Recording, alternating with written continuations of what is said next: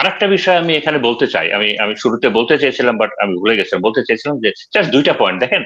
আমরা সামরিক বাহিনীতে যারা আছি তাদের সামরিক শিক্ষা থেকে আমরা জানি, এখানে পণ্ডিতরা বললেন যে তুমি যখন আহ, একটা সাধারণ শত্রুর সাথে যুদ্ধ করতে যাও তোমার তখন তোমার হিসাবে একরকম, আর তোমার শত্রু যদি ডেসপারেট এনিমি হয় তখন তোমার স্ট্র্যাটেজিটা অন্যরকম হবে।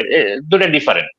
আমি একজনের সাথে মারামারি করছি, আমার শক্তি বেশি, ও হয়তো হাল ছেড়ে দিবে, বাট যে ডেসপারেট মরে যাবে তবে হাল ছাড়বে না, তো তার জন্য আমার হিসাব কিতাবটা আলাদা হবে। একই সাথে আরেকটা এটা এটা মেনলি চাইনিজ তাদের মিলিটারি থিঙ্কিং এর কথা, যে তুমি কোনো দেশে আক্রমণ করতে গেলে তিনটা জিনিস মাথায় রাখবা। একটা হলো তিনটা জিনিস জানবা, তোমার শত্রুর ইতিহাস জানবা, শত্রুর কালচার জানবা এবং শত্রুর হ্যাবিট জানবা, তার ক্যারেক্টারিস্টিক কি।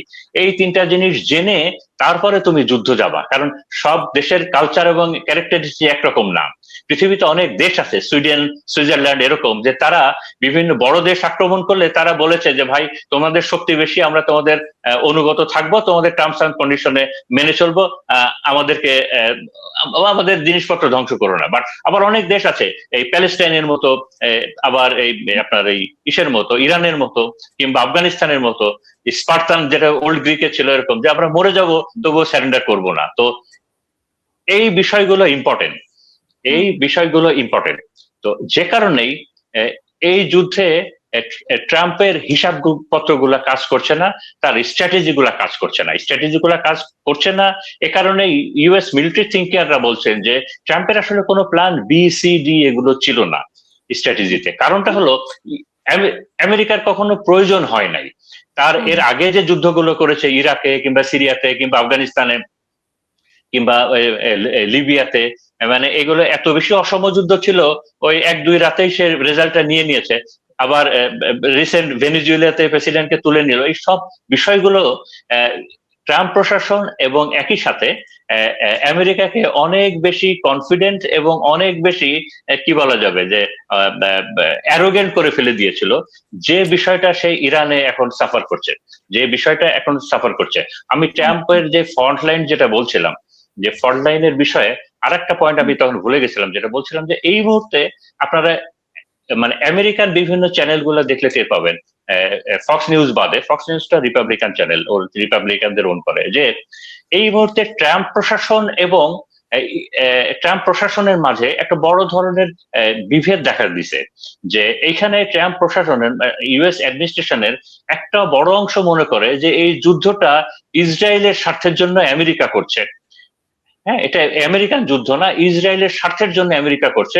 কিছুদিন আগে তো ইউএস এর যে কাউন্টার টেরোরিজম, এই তার বাহিনী প্রধান জো কেন্ট, উনি পদত্যাগ করেছেন।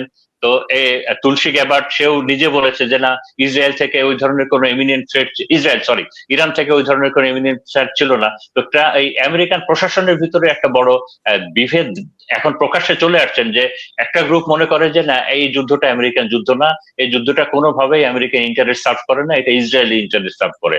বাট পয়েন্ট হলো যে আমেরিকা প্রশাসন, আমেরিকার ডিফেন্স মেকানিজম এবং আমেরিকান ডিসিশন মেকিং প্রসেসের ভিতরে ইহুদিদের প্রভাব এত বেশি যে সেখানে আপনার মানে এই এখন মানে ওই ইহুদি লবিংটাকে বাইপাস করে যুদ্ধ থেকে ফেরত আসাটা, এটাও ট্রাম্পের জন্য একটা ডিফিকাল্ট পোর্শন। একই সাথে আরেকটা পোর্শন, আরেকটা পয়েন্টও আমি এখানে বলে রাখি, সেটা হলো কি যে আমরা সবাই জানি রিপাবলিকানরা তারা তো এই যুদ্ধটাকে তো কন্টিনিউ করতে চাচ্ছে, ডেমোক্রেটরাও চাচ্ছে। ডেমোক্রেটদের পয়েন্টটা হলো যে এই যুদ্ধটা চলা মানে এটা একটা ব্যর্থ যুদ্ধ, এই যুদ্ধটা চলা মানেই হলো ট্রাম্পের এবং এই রিপাবলিকানদের মিড টার্ম ইলেকশনে খারাপ করা, এই যুদ্ধটা চলা মানেই হলো নেক্সট ইলেকশনে ডেমোক্রেটরা চলে আসবে ক্ষমতায়। তো তারা এই যুদ্ধটাকে সাপোর্ট করে দিচ্ছে, এটা তাদের রাজনীতি। আর রিপাবলিকানরা দেখছে যে আমরা খারাপ করলেও আমাদের দুইটা কার্ড আছে আমাদের কাছে। একটা হলো যে যে এমার্জেন্সি পাওয়ার অ্যাক্ট, মানে যেটা আমেরিকার আছে, যে যুদ্ধ চলমান অবস্থায় এমার্জেন্সি পাওয়ার অ্যাক্ট, এটা প্রেসিডেন্ট সে তখন আপনার ওই কনস্টিটিউশন এটাকেও সে হেল্ড আপ রাখতে পারে, ইলেকশন ডিলে করতে পারে। তো এই ধরনের ব্যাপার স্যাপার গুলো তারা প্ল্যান করছে। তো তবে আমি দুইটা বিষয় নিয়ে আমার এখন বেশি চিন্তা লাগছে এখন। তার একটা হলো, আমি গতকালকে একজন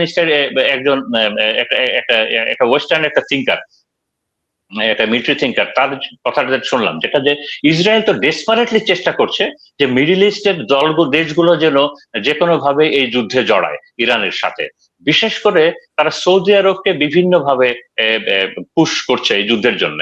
তো এখানে জায়গাটা হলো যে সৌদি আরবের সাথে পাকিস্তানের তাদের ডিফেন্স ট্রিটি আছে, ডিফেন্স প্যাক্ট আছে, ট্রিটি আছে, এবং ট্রিটিটা খুব সিরিয়াস এইভাবে যে সৌদি আরবের বিপদ হলে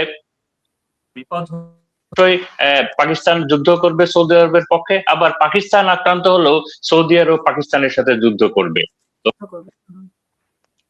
এইখানে কোনো কারণে যদি সৌদি আরব জড়িয়ে যায় এবং সেই সাথে যদি পাকিস্তান চলে আসে, এবং আমরা গত পরশুদিন একটা অনুষ্ঠানে দেখছিলাম যে পাকিস্তানের শিয়া কিছু নেতা, উনি পাকিস্তানের সেনাপ্রধান আসিফ মনিরের সাথে দেখা করেছেন এবং পাকিস্তান যেন ইরানকে সমর্থন করে এই বিষয়ে ওনারা আবেদন করেছিলেন। তো পাকিস্তানের সেনাপ্রধান উত্তর দিয়েছেন যে আপনারা যেহেতু শিয়া, আপনাদের যদি এত ইরান ভালো লাগে, আপনারা ইরানে চলে যান। তো এখানে ভয়টা হলো যে ইরান যুদ্ধটা করছে কিন্তু তার ওয়েস্টার্ন ফ্রন্টে মেনলি, আর পাকিস্তানের সাথে ইরানের বর্ডার আছে এটা হলো উল্টা দিকে ইস্টার্ন ফ্রন্টে। তো পাকিস্তান যদি এই যুদ্ধে জড়িয়ে যায়, একটা পারমাণবিক দেশ, তো সেখানে এবং পাকিস্তানের মাটিও যদি ব্যবহার হয়, তো ইরান এর জন্য একটা বড় ধরনের একটা ব্যাকড্রপ চলে আসবে এখানে। তো আমার এখানে আবার নিজস্ব একটা অ্যাসেসমেন্ট আছে যে পাকিস্তানের সব থেকে বড় ইন্টারেস্টটা তো ইন্ডিয়া। আমি আর 2 মিনিটে শেষ করছি আপা। সব থেকে বড় শত্রু তো ইন্ডিয়া, এবং পাকিস্তান জানে যে ইন্ডিয়াকে সে ফেস করে মেনলি চায়নার সহায়তায়, এবং পাকিস্তানের ইকোনমি এবং মিলিটারি সাপোর্ট গুলোও আসে মেনলি চায়না থেকে। এবং এবং পাকিস্তান কোনোভাবেই যাতে ইরানের দিকে না যায়, যে কারণে চায়না এবং রাশিয়ার একটা বড় প্রেসার থাকবে। তো তার মানে আমার কাছে এই পাকিস্তান ইস্যুটা একটা ইস্যু এখন। আর দ্বিতীয়ত হলো, আমরা যেটা ওয়েস্টার্ন মিডিয়ার খবরগুলোতে দেখলাম যে ব্রিটেন সহ ব্রিটেনের স্ট্যামার এবং তারা 20টা দেশ মিলে তারা এই যে কোনো ভাবেই এই আপনার ওই হরমুজ যেন চালু হয় এই বিষয়ে তারা একটা জোট করেছে, এবং তারা একটা অ্যাকশনে যাবে, এবং অ্যাকশনটা কি ডিপ্লোম্যাটিক অ্যাকশন নাকি অন্য কোনো। তো এই বিষয়টা একটু দেখার বিষয়, কারণ এবং এটাও দেখার বিষয় যে এই 20টা দেশের সাথে ইরান কিভাবে নেগোশিয়েট করে, এই নেগোশিয়েটটা ইরান কিভাবে করে। তো আমি গতকালকে বলেছিলাম যে এই নেগোসিয়েশনের বিষয়ে আমি ইরানের যে যিনি শহীদ হয়েছেন জনাব লারজানি, ওনাকে খুব মিস করছি, তার মতো একটা স্কলার।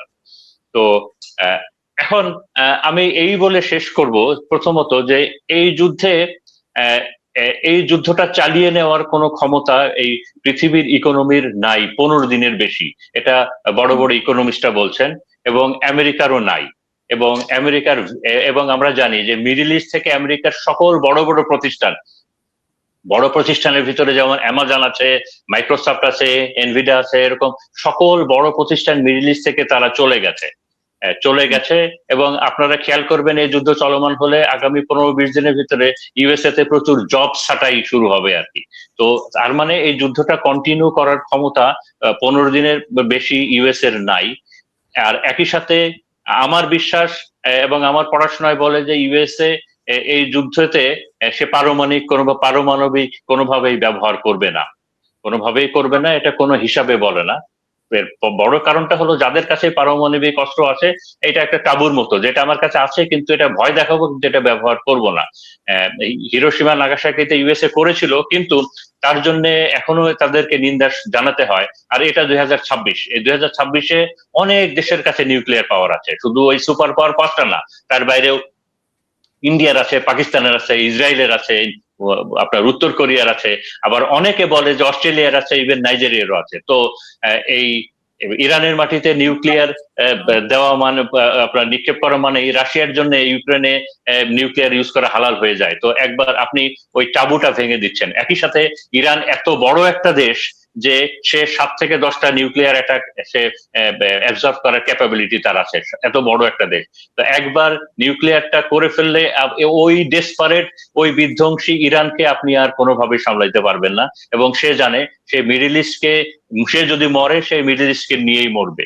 তো আমি যেটা বলে শেষ করব যে ইরানের মতো এরকম একটা সাহসী জাতি, এরকম যুদ্ধের জন্য যেটা দরকার হয় যে একটা ন্যাশনাল ইউনিটি, এবং যেটা ইরানের আছে, যে যে দেশের মায়েরা বড় বড় শহরে তারা প্রসেশন করে বলে যে ইরান যেন এই যুদ্ধ থেকে পিছনে না আসে, ইরান যেন এই যুদ্ধের শেষ দেখে ছাড়ে।